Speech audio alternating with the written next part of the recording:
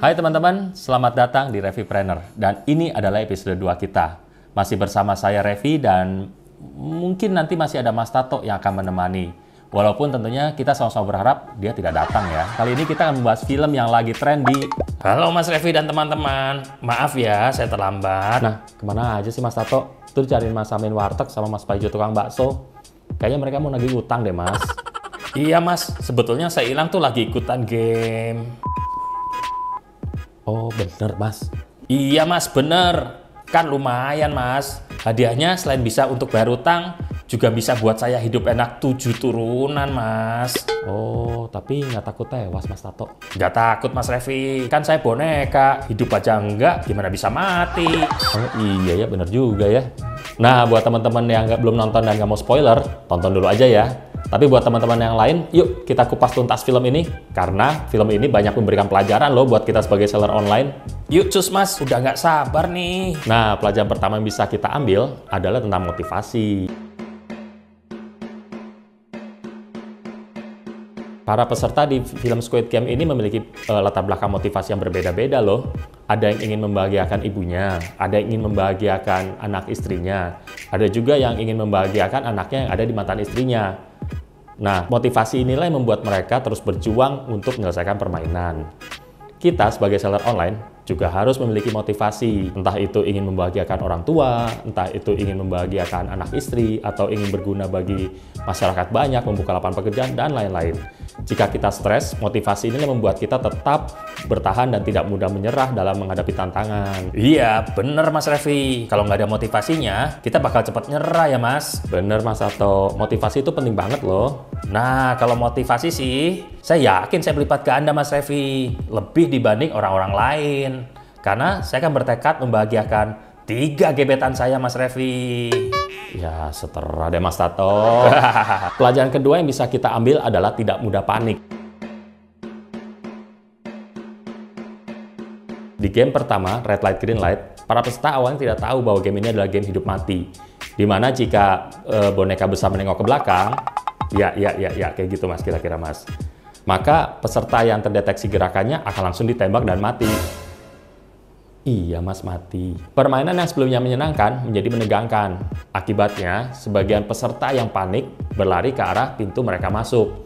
Yang seperti kita tahu, mereka kemudian ditembaki dan tewas di tempat. Nah, sebagian peserta lain bisa mengatasi rasa panik dan tetap fokus ke game. Nah, mereka lain bisa menyelesaikan game ini. Sama ketika kita berjualan online. Mungkin di awal kita banyak mendengar dari orang-orang yang pernah berjalan online di sosial media. Ada yang baru 1 tahun udah beli ruko, ada yang baru 1 tahun udah beli rumah, mobil mewah, dan lain-lain. Tapi kenyataannya kan nggak seindah itu ya Mas Tato ya. Banyak kesulitan yang harus kita hadapi. Misalnya, kita terlibat dalam perang harga, stok kita mati, dan lain-lain. Ketika kita berhadapan dengan problem, kuncinya adalah jangan panik, tetap fokus, dan cari jalan keluarnya Mas Tato. Jadi, teman-teman itu harus siap. Nggak cuma indahnya aja, tapi harus siap tantangannya ya Mas Revi. Iya benar Mas Tato, harus fokus Mas. Ayo lihat saya. Fokus. Udah Mas, nggak gitu juga kali fokusnya. Pelajaran ketiga yang bisa kita ambil dari film ini adalah tentang kesabaran dan tidak mudah menyerah.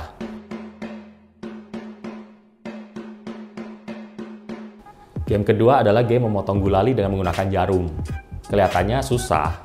Banyak peserta yang gagal, kemudian ditembak mati karena salah memotong polanya. Peserta yang lain menjadi tidak sabar dan mudah menyerah.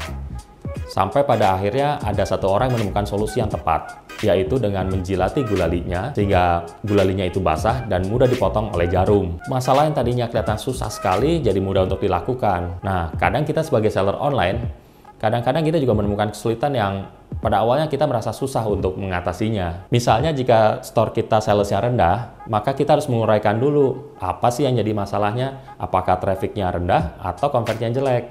Nah, dari sana kita baru bisa cari solusinya. Iya ya Mas Revi. Kelihatannya game potong gulali ini sulit ya. Tapi ternyata solusinya mudah sekali ya Mas. Hanya dengan menjilat-jilat gulalinya ya supaya mudah dipotong. Kuncinya kita harus sabar dan tidak mudah menyerah ya. Iya bener Mas Tato. Iya Mas Revi, saya juga waktu deketin Sari susah banget. Dia nggak mau sama saya. Padahal saya udah datang tiap hari ke rumahnya, tapi tetap aja dia nolak saya. Saya tetap sabar dan tidak mudah menyerah, Mas Revi. Sampai akhirnya dia mau sama saya, Mas. Wah, hebat itu Mas Tato. Itu namanya pejuang cinta. Akhirnya apa sih yang buat Sari mau sama Mas Tato? Ya, saya jilat-jilat bapaknya, Mas. Astaga, Mas. Pelajaran keempat yang kita bisa dapat dari film ini adalah tentang strategi.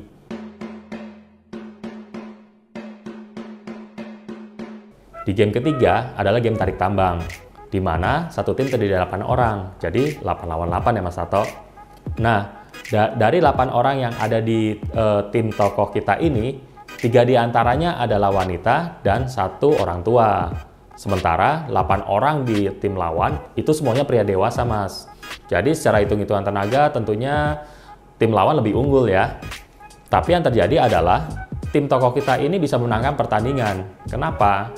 Karena mereka menggunakan strategi yang tepat. Seperti mereka posisinya zigzag kanan dan kiri. Lalu orang yang terkuat diletakkan di depan dan di belakang. Lalu ketika lomba dimulai, mereka menahan posisi badan mereka di tempat mereka berdiri selama 15 detik. Nah, tim lawan kesulitan untuk menarik mereka. Setelah 15 detik, barulah mereka mengeluarkan seluruh tenaga mereka bersama-sama 8 orang itu untuk menarik lawan mereka, sehingga mereka menang. Nah, apa yang bisa kita pelajari di sini, Mas Tato? Kita sebagai seller online harus tahu apa kelebihan kita, apa kelemahan kita, dan apa strategi kita untuk mengoptimalkan kelebihan kita dan mengatasi kelemahan kita. Misal, kita ini seller online yang modalnya pas-pasan. Kebetulan pesaing kita itu modalnya besar, modalnya kuat, sehingga dia bisa set harga di atas harga modal dikit atau malah di harga modal. Tentunya kalau adu harga dengan mereka kita kalah, Mas Tato. Tapi kita bisa menangkan persaingan kok. Misalnya dengan konten gambar yang bagus, dengan keyword yang sedikit berbeda namun tepat sasaran, atau kita juga bisa dengan chat yang responsif atau dengan service yang baik, Mas Tato. Jadi strategi antar seller mungkin berbeda ya Mas Revi, tergantung dari kekuatan dan kelemahan masing-masing ya. Betul Mas Tato. Nah, kalau Mas Revi itu kelemahannya saya tahu banget.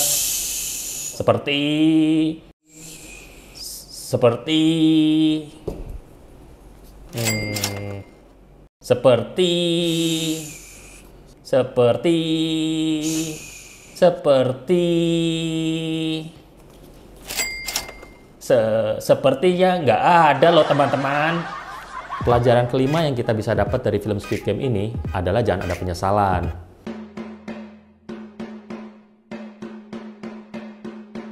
Di game keempat itu para peserta memainkan adu kelereng, di mana satu tim terdiri dari 2 orang. Tapi ternyata 2 orang dalam satu tim ini harus berhadapan satu sama yang lain, di mana ada satu pemenang dan ada satu yang kalah dan harus mati. Nah, setelah game ini, banyak peserta yang masih bertahan itu stres. Bahkan ada yang bunuh diri. Kenapa? Karena dia satu tim dengan istrinya, dan istrinya harus kalah dan mati di permainan tersebut. Nah, teman-teman seller, kadang kita mengambil keputusan yang ada konsekuensi yang merugikan kita akibat dari keputusan tersebut. Waktu tidak bisa diputar kembali, teman-teman seller. Yang bisa kita lakukan adalah mengambil pelajaran, jangan menyesal, dan terus berjuang, teman-teman seller. Intinya kita harus move on ya Mas. Sama tuh kayak pas saya harus milih antara si Lisa atau si Tike. Ujungnya saya nggak sama dua-duanya loh Mas. Dan saya nggak nyesel sama sekali tuh. Hidup tetap jalan, life goes on Mas. Santai aja, santai. Lah, kok malah nggak milih dua-duanya Mas? Kan bisa pilih salah satu aja kalau kayak gitu. Ya habis mereka nggak ada yang mau sama saya Mas. Ya elah, itu sih beda cerita Mas Tato. Pelajaran ke-6 yang kita bisa ambil dari Squid Game ini adalah kita bisa belajar dari kesalahan orang lain.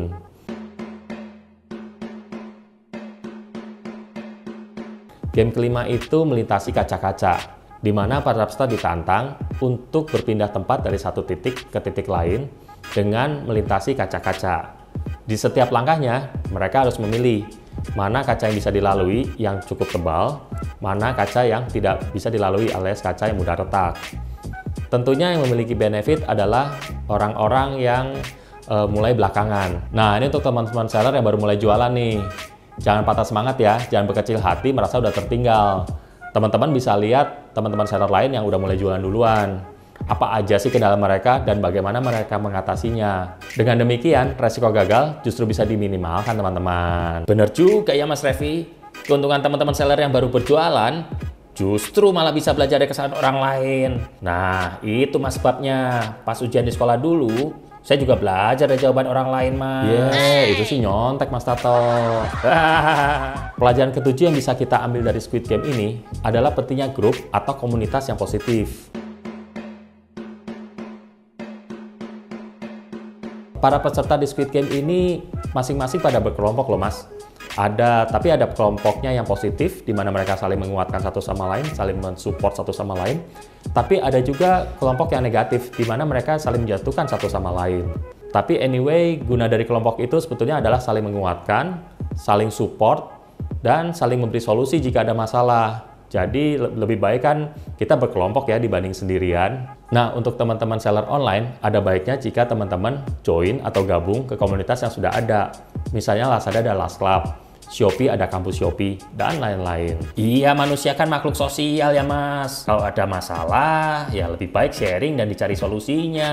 Karena kita hidup kan tentunya tidak bisa sendirian mas Revi. Tapi harus ada kolaborasi dan saling sinergi, juga interaksi, sehingga menghasilkan suatu prestasi dan solusi yang bermanfaat tentunya bagi seluruh kehidupan galaksi. Mas Tato sehat. Belum minum obat sih mas. Oh, pantes. Nah, anyway, itu adalah 7 hal yang bisa kita pelajari sebagai seller online dari film Squid Game ini.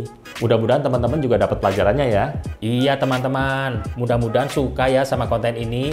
Sekaligus bermanfaat dan menghibur. Kita jumpa di episode mendatang ya. Kasih dukungan kita dengan like, komen, dan subscribe ya. Juga nyalakan tombol notifikasinya. Bye-bye. Bye-bye. Iya benar Mas Tato, harus fokus Mas. Ayo lihat saya. Fokus, fokus.